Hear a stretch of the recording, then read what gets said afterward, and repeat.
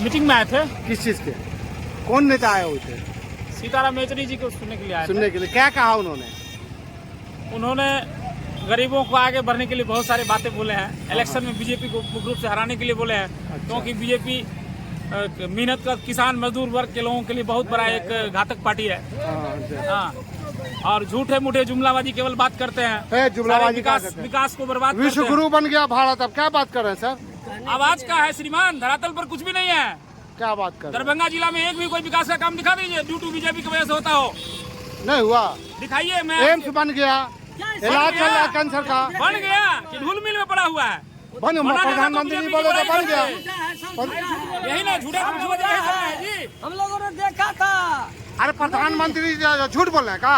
कैसे बात कर रहे हैं आप लोग? झूठे खेतिया करते हैं। एक दो बात में सताई है तो बताइए। क्या क्या बोले, क्या वादा किए थे, क्या गरीब आदमी को ना आज तक खाता 16 करोड़ रोजगार ले लिए। ना कोई रोजगार है, जो रोजगार था वो भी छीन लिए। घर घर में भुखमरी हो रहा है, खाली झूठ घर का घर में बेरोजगारी बढ़ रहा है। अब नरेंद्र मोदी जाप कर रहे हैं।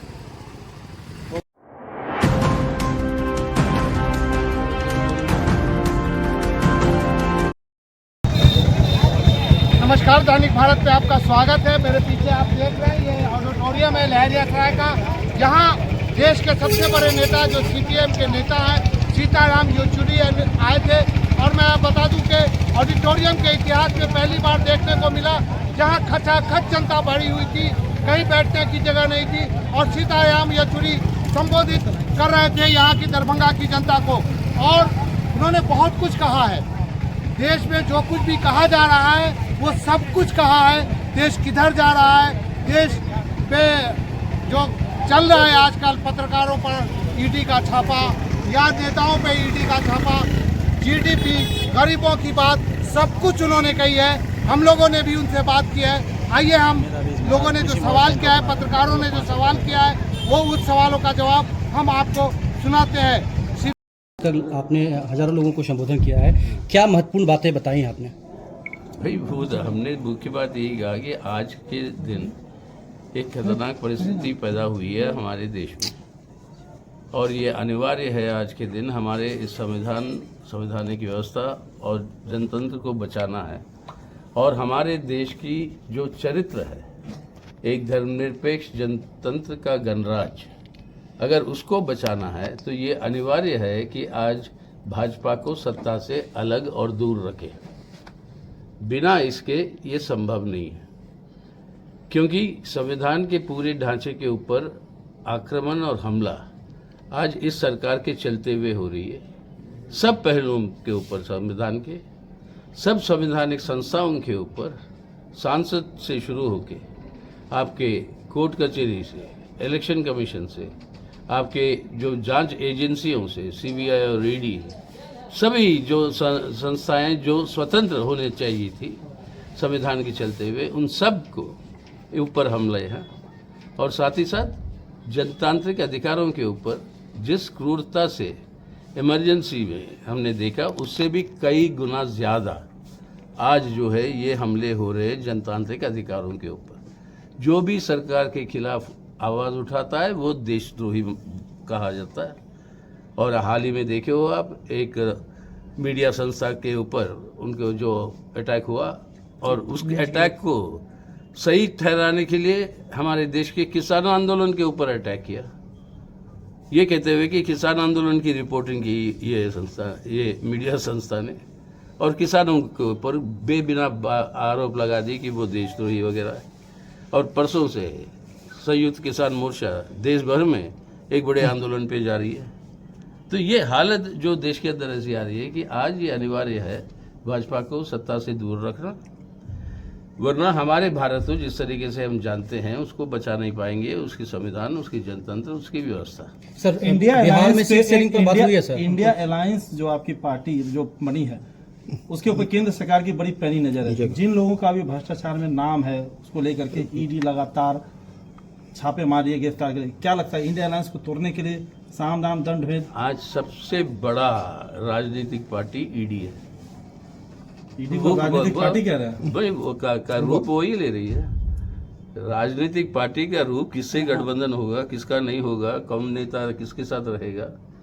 अगर वो नेता बीजेपी के साथ रहेगा तो कोई आरोप सही नहीं है। वो नेता बीजेपी के विरोध में रहेगा तो सब आरोप सही है और उनको सजा दो और जेल में भेजो। और बीच रास्ते जेल जाते जाते वो कहता है कि नहीं हम भाजपा में चले जाएंगे, तब जो है वो पूरे आरोप खारिज हो जाते हैं और वो वापस नेता बन जाते हैं। ये देख चुके हैं महाराष्ट्र में, ये देख चुके हैं कर्नाटक में, ये देख चुके हैं मध्य प्रदेश में, ये देख रहे हो सब जगह पे। सर एक आपके भी घर इतना पे सर, आपके दुरुपयोग भी जो घर हो नहीं रहा गया है, था। इतना दुरुपयोग जो हो रहा है, इसलिए हम कहते हैं कि सबसे बड़ा राजनीतिक दंड जो डंडा जो है उनके हाथ में वो है ईडी आज। सर आपके घर पे भी गए थे, आपके लड़के का मोबाइल कैमरा सब लेके गया है। हमारे जो असिस्टेंट है कॉमरेड जो हमारे, उनका लड़का जो है वो लड़का वो न्यूज़ क्लिक संस्था के लिए कुछ काम करता है, तो उसका लैपटॉप, उसके कैमरे, उसके टेलीफोन सब उठा ले गया। सर सीट शेयरिंग पे कुछ बात हुई है क्या बिहार में?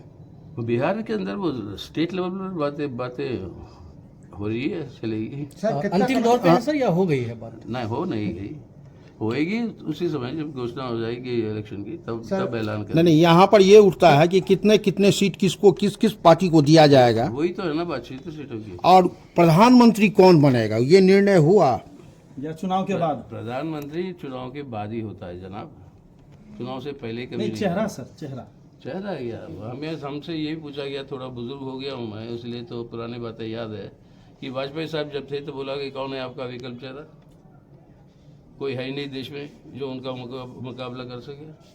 वो चेहरा आया ना, 10 साल वैकल्पिक सरकार दिया ना, डॉक्टर मनमोहन सिंह प्रधानमंत्री थे ना 10 साल, तो वो हमारे जनतंत्र भारत का उसकी खूबी है।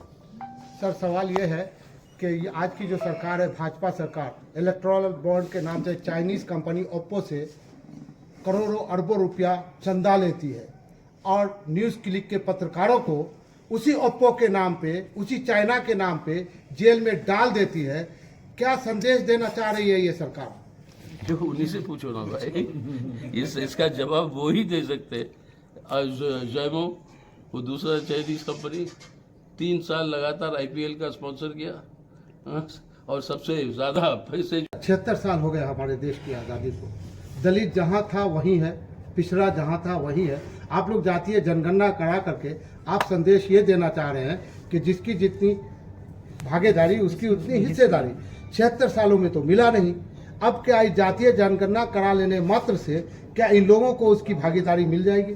भागीदारी आज तक नहीं मिल रही। एक बहाना था कि किसको कितना दें, अब वही बोलते उसके अंदर विवाद पैदा हो जाता। नहीं असली आंकड़ा है ये है, दूसरे कहते ये नहीं है। तो एक बार जनगणना करने से पता तो चल जाता ना असलियत क्या है। वो असलियत की जरूरत है ताकि इसको आगे ले जाए। अंतिम सवाल, बीजेपी और